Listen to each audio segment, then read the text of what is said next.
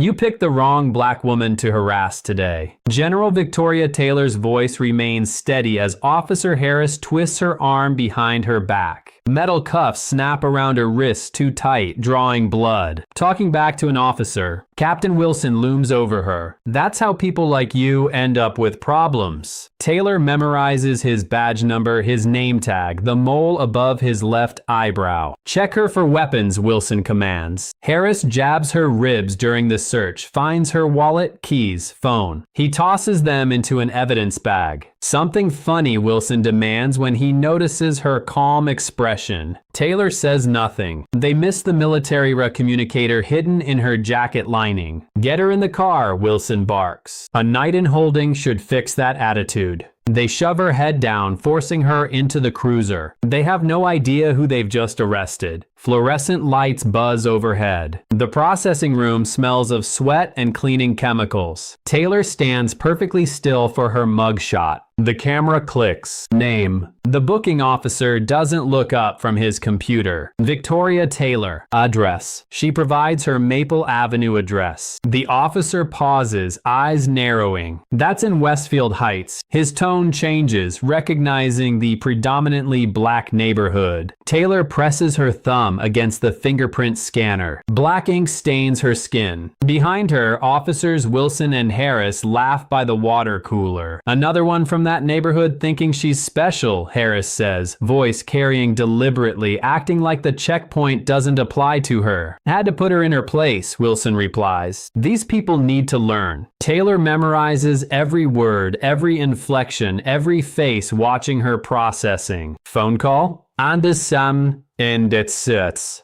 She asks the booking officer. He points to the wall phone. One call. Make it count. Taylor dials a number from memory. Not her lawyer, not family. Operation Center Pentagon, answers a crisp voice. Authorization code Tango Delta 794. Taylor speaks clearly. Initiating protocol oversight Delta. Location transmitting. A moment of silence. Confirmed. General Taylor. Natin den dan den datins. Response team deploying. Timeline 43 minutes. Taylor hangs up as Councilman Edward Bennett storms into the station. His expensive suit and championship ring gleam under the harsh lights. Another troublemaker? Nasin dasirdi sin sturdy. Bennett demands, looking through the glass at Taylor. Wilson nods. Just processing her now, sir. Good, Bennett says. Yes. These checkpoint resistors need consequences. The program is too important. Taylor is escorted to a holding cell. The door clangs shut. She sits on the metal bench, back straight, face composed. The clock on the wall reads 9:17 p.m. In exactly 43 minutes, everything will change. 2 hours earlier, sunset paints the sky orange over Westfield Heights. General Victoria Taylor drives her modest sedan through familiar streets. The neighborhood transitions from predominantly black to the wealthier, whiter suburbs of Greenfield. Blue lights flash ahead. Police cruisers block the road. A checkpoint. Taylor slows. Window already rolling down. She's done nothing wrong. This should take seconds. Officer Harris approaches. Flashlight beam sweeping across her face. License and registration. Taylor reaches slowly for her glove compartment. May I ask what this checkpoint is for, officer? Harris stiffens. Just routine ID now. She hands over her driver's license. Harris studies it, flashlight lingering on her address. Westfield Heights resident, he says into his radio, requesting additional verification. Taylor notices his emphasis on her neighborhood. Is there a problem with my identification, officer? Wait here.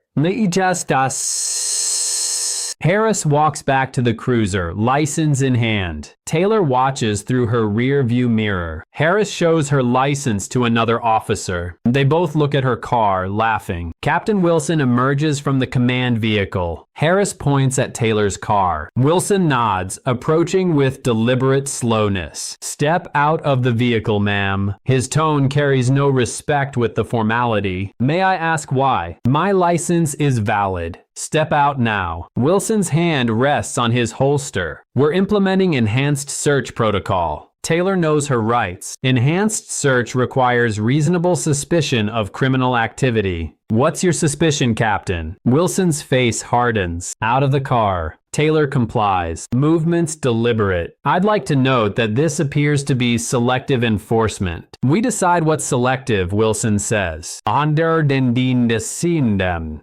Hands on the hood. I decline consent to search my vehicle without probable cause, Taylor states calmly. Terry versus Ohio and Delaware versus Prowse establish clear guidelines for. Look at the lawyer here, Harris mocks, moving closer. Thinks she knows the law. Taylor stands her ground. I'm familiar with my Fourth Amendment rights. Wilson steps closer.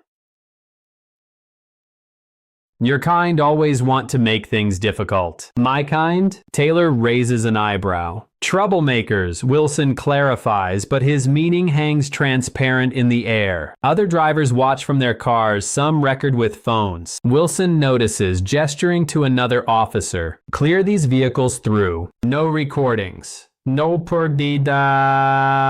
Taylor observes Officer Davis approaching cars, making people put phones away. She commits each face to memory, each badge number, each license plate. Last chance, Wilson says. Consent to search or face obstruction charges. I respectfully decline and request a supervisor, Taylor says. Her voice remains steady, professional. I am the supervisor. Wilson signals to Harris. Detain her. Harris grabs Taylor's arm, twisting it behind her back. The pain shoots through her shoulder. Stop resisting, Harris shouts, though she isn't resisting. I'm not resisting, Taylor says clearly, aware of creating an audio record. I'm complying under protest. Wilson steps closer. You don't tell us how to do our jobs. Finir is der den idom mirrors fire. Taylor notices Harris's body camera. The red recording light blinks off. Your body camera appears to be malfunctioning, Officer Harris, she notes. Mind your own business. Harris tightens his grip. Taylor's military training kicks in. She could disable both officers in seconds. But that's not why she's here. Not tonight's mission. I'll be filing a formal complaint, she says instead. Wilson laughs. Good luck with that. Councilman Bennett personally oversees checkpoint operations. Your complaint goes straight to his trash can. Taylor's watch presses against her wrist. The military raw device captures every word, every admission. Evidence gathering continues. Search the car. Audi Dasse Damsamt. Wilson orders another officer. Sir, without a warrant, Taylor begins. We have checkpoint authority under City Ordinance 27-9. Wilson interrupts. Signed by the council last month. Taylor knows the ordinance, knows its constitutional flaws, knows exactly who pushed it through. Find anything? Wilson calls to the officer searching her car. Clean, sir. Wilson seems disappointed.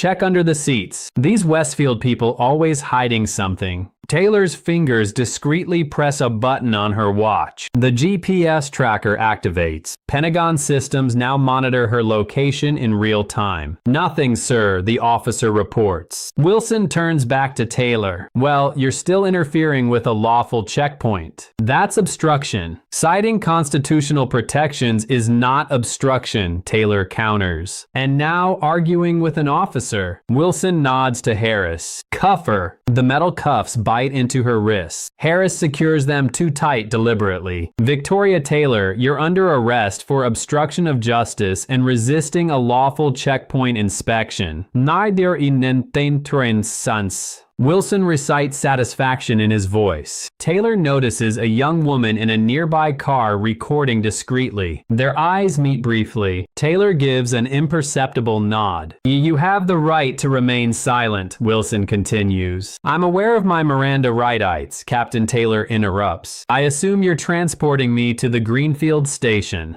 Wilson pauses, thrown by her composure. That's right. I'll need my phone call when we arrive. You'll get what we decide to give you, Harris says, shoving her toward the cruiser. As they lead her away, Taylor glances at the checkpoint. Officer Davis turns away another Westfield Heights resident for additional screening. 3 cars with white drivers pass through without stopping. Pattern established. In fabric intensity.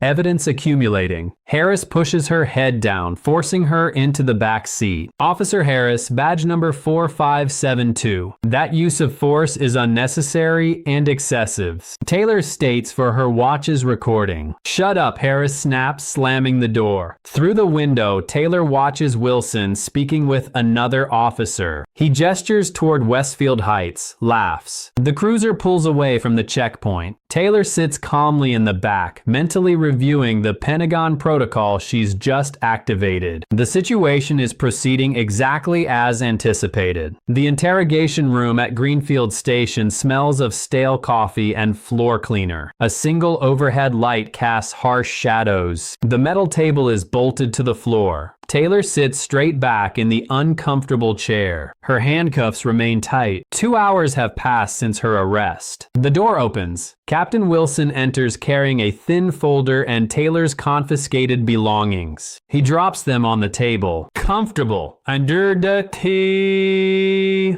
His smile doesn't reach his eyes. Taylor doesn't respond. The less she says, the more they reveal. Wilson opens the folder. Victoria Taylor, Westfield Heights address. No priors. No verstanden. He looks up, first time being educated about checkpoint compliance. I'd like to speak with an attorney. Soon enough, Wilson circles the table. We're just having a conversation first. I invoke my right to counsel. Taylor's voice remains level, precise. Wilson ignores her. See, we have a problem in this town. People who don't respect authority. People who think rules don't apply to them. He leans against the wall, studying her. Checkpoints keep Greenfield safe. Some folks don't like being checked. Those folks usually have something to hide. Taylor remains silent. Her military training included resistance to interrogation techniques. Wilson's amateur intimidation tactics wouldn't break a first-year cadet. Nothing to say. Wilson flips through her wallet. Interesting ID you've got here. He pulls out her military ID, studies it, snorts. Marine Corps General, 4 stars. He tosses it on the table. Nice fake. Adding impersonating military personnel to your charges. Taylor watches him carefully. That identification is authentic. Right. Wilson laughs. And I'm the Secretary of Defense. His phone buzzes. He checks the screen, nods slightly. Our concerned citizen is here, Wilson says, moving to the door. Someone wants to meet the latest checkpoint troublemaker. Taylor's photographic memory catalogs every procedural violation, every failed Miranda compliance, every civil rights infringement. Wilson leaves. Through the thin walls, Taylor hears a new voice. Authoritative, impatient. Another one from that neighborhood. The voice must belong to Councilman Bennett. Yes, sir. Wilson responds. Dakin ein date. Gave us the usual constitutional speech. Had a fake military ID too. Military? Bennett sounds interested. What branch? Marines. Claims to be a general. Wilson's laugh carries through the wall. Get what you need and process her. Bennett says, make an example. These checkpoint resistors are undermining the whole program, so send a Steendienst. Taylor notices the one-way glass. Feels Bennett watching from the other side. The door opens again. Wilson returns with Officer Harris. Let's try again. Wilson slaps a form on the table. Sign this confession to obstruction. Take a misdemeanor charge and you'll be out by morning. Taylor studies the document without touching it. I'll need my attorney present before signing anything. Harris steps forward and der Stakudinda si densan. Captain asked you nicely, and I respectfully declined. Taylor replies.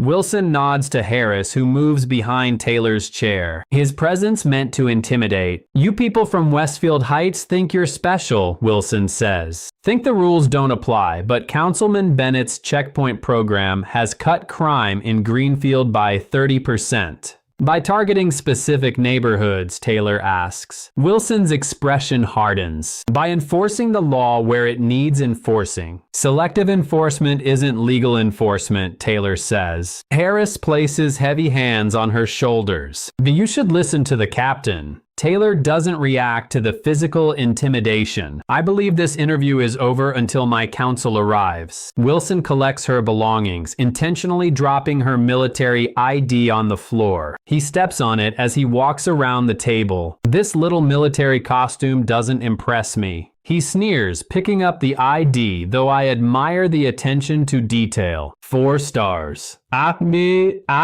guns. Ambitious fake. Notre Dame and He tosses the ID back on the table. Harris increases pressure on Taylor's shoulders. "We've got all night," Wilson says. "Plenty of time for you to reconsider that signature." A sharp knock interrupts. The door opens immediately. Detective David Morales stands in the doorway. His expression shifts from professional to confused as he takes in the scene. "Captain," Morales says carefully. A moment outside. Wilson hesitates, then nods to Harris. "Watch her." The door closes behind them. Through the wall, Taylor hears urgent whispers. The conversation grows heated. Someone knocks urgently on the interrogation room door. The door opens. Detective Morales enters, followed by a visibly agitated Captain Wilson. Morales, mid-30s with observant eyes, carries himself differently than the other officers. His badge hangs from a chain around his neck. His suit, while department issue, fits properly. "Officer Harris, you're needed at the front desk," Morales says. Harris looks to Wilson, who nods reluctantly. Harris leaves, closing the door firmly behind him. Morales approaches the table. He picks up Taylor's military ID, examining it closely. "Captain, this ID has proper security features," Morales says. "The holographic seal, microprinting, UV watermarks, all authentic military issue." Wilson scoffs. "It's a good fake." "No, sir." Morales places the ID gently on the table. "I served before joining the department. This is genuine." Wilson's confidence wavers momentarily. "So, she stole a military ID. Add it to the charges." Taylor watches the dynamic between them. Morales represents something rare. Integrity within a corrupted system. "Ma'am." Morales addresses Taylor directly. "May I ask your name and rank?" "General Victoria Taylor, United States Marine Corps." Morales straightens instinctively. Military bearing doesn't fade with time. "And what brings you to Greenfield, General?" Morales asks. Before Taylor can answer, Wilson interrupts. "Detective, she's being processed for obstruction and checkpoint evasion. Her occupation is irrelevant, sir. If she's active military, we have jurisdictional protocols to follow." Morales counters. Wilson steps closer to Morales. "I'm handling this case." "Captain, department policy requires verification of military credentials." Morales persists. "Section 14 of our procedural manual specifically states." "I know the manual." Wilson snaps. "Dasser D." "Then you know we're already in violation of proper procedure." Morales doesn't back down. No attorney present despite request. Continued questioning after Wright's invocation. Extended detention without processing. Wilson's jaw tightens. "Detective, remember your place." "My place is ensuring department procedures are followed," Morales replies evenly. He turns back to Taylor's ID, examining the rank insignia. His eyes widen. "Sir." Sir, Morales whispers. These are 4 stars. So 4 stars is the highest rank in the Marine Corps. Morales looks at Taylor with new understanding. There are only a handful in the entire military. Wilson's confidence cracks further. It's still a fake. The interrogation room door swings open. Councilman Bennett enters without knocking. His tailored suit and signet ring project authority and wealth. Captain, what's the delay? Bennett demands. I thought this was routine processing. His eyes fall on Taylor. He assesses her with practiced political calculation. Councilman Bennett, Morales says, we have a situation. This woman appears to be a high-ranking military officer. Bennett scoffs. Team, Mandin D. Based on what? Military identification consistent with a Marine Corps general, Morales explains. We need to verify through proper channels before proceeding. Detective, isn't it? Macy Day, and Bennett checks Morales' nameplate. Your concern for procedure is noted. Now, let the captain handle this. Morales stands his ground. Sir, with respect, if we've detained a military general improperly, the department faces serious repercussions. If, Bennett emphasizes, a remarkably big if, he turns to Wilson. Captain, handle the paperwork and process her. Detective Morales, you're needed elsewhere. Sir, Morales protests. They need the same and the keen. Standard protocol requires. Standard protocol is what I say it is. Bennett interrupts, sir. Then these stand enough. The checkpoint program operates under special city ordinance. My ordinance. Taylor watches Morales carefully. She sees the moment his professional ethics confront political reality. Councilman, Morales says carefully, may I at least verify her identity through military channels? A simple phone call. Bennett studies Morales. You're new to Greenfield, aren't you, detective? Transferred 6 months ago, sir. Then let me explain how things work here. Bennett steps closer. The checkpoint program is essential to Greenfield's safety and property values. Occasional complaints are expected. They're handled quietly and quickly. By violating rights, Morales asks. Bennett's smile turns cold. By maintaining order. Don't overthink your role, detective. The phone on the wall suddenly rings. All 3 turn toward it. Wilson answers. Captain Wilson. He listens, frowning. What kind of call? His expression shifts from annoyance to confusion. From where? Wilson's face pales slightly. He hangs up. What is it? Bennett demands. Front desk has received calls asking about a General Taylor. Wilson says slowly. From whom? Bennett asks. Wilson swallows. And then ender. The Pentagon. So. The room falls silent. Bennett and Wilson exchange glances. Probably her friends playing games. Bennett dismisses. Captain, finish processing. And sir, Wilson interrupts. They mentioned her by name and rank. They knew she was here. Bennett turns to Taylor, reassessing. Morales' eyes widen at the 4 stars on her ID card. Sir, do you realize who we've arrested? Bennett silences him with a gesture. Captain, verify this properly now. Wilson exits quickly. Bennett studies Taylor with new caution. If you are military, Bennett says, you should understand the importance of security checkpoints. I understand constitutional rights, Taylor replies, and selective enforcement. Bennett's political smile returns. General, if that's what you are, surely we can resolve this misunderstanding amicably. The phone rings again. Wilson answers from outside. His voice carries through the door. Yes, sir. Yes, she's here. No, sir. I understand, sir. Bennett watches the door with growing concern. Wilson returns, visibly shaken. That was Colonel Jackson from the Pentagon Military Police. They've confirmed her identity. Excellent. Bennett recovers quickly. Then release the general immediately with our apologies for the misunderstanding. There's more, Wilson says quietly. They're sending representatives here now. Bennett's political mask slips. What representatives?